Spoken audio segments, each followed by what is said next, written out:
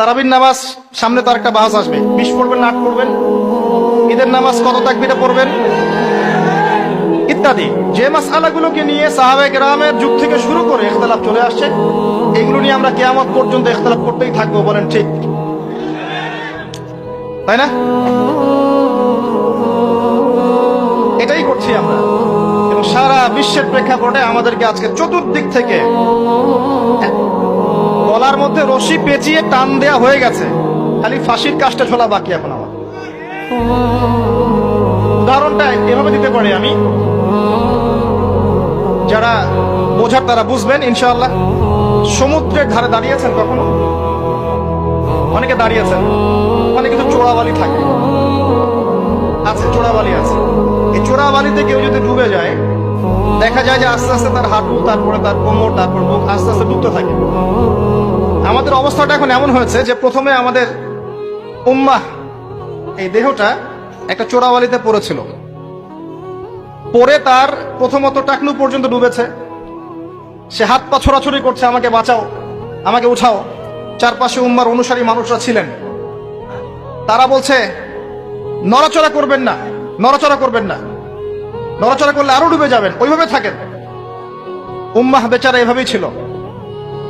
তারপর আস্তে আস্তে আস্তে আস্তে তার হাঁটু পর্যন্ত ডুবে গেল। সে অস্থির হয়ে ছটফট করছে, আমাকে বের করো, আমাকে বের করো, আমি ডুবে যাচ্ছি।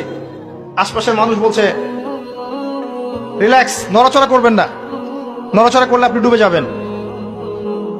এভাবে আস্তে আস্তে কোমর, আস্তে আস্তে বুক, এখন গলা পর্যন্ত ডুবে গেছে।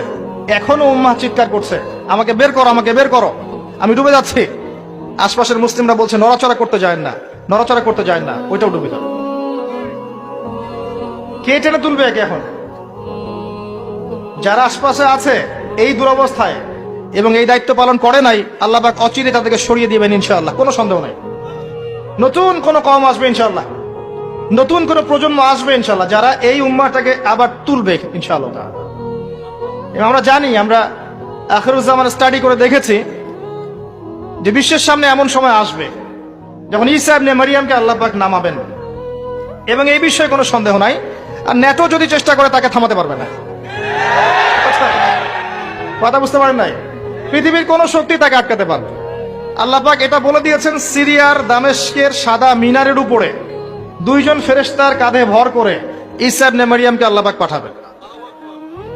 হাদিস এভাবে এসেছে, তার চুলগুলো ছিল ব্রাউন কালার এবং অনেক কাত পর্যন্ত লম্বা।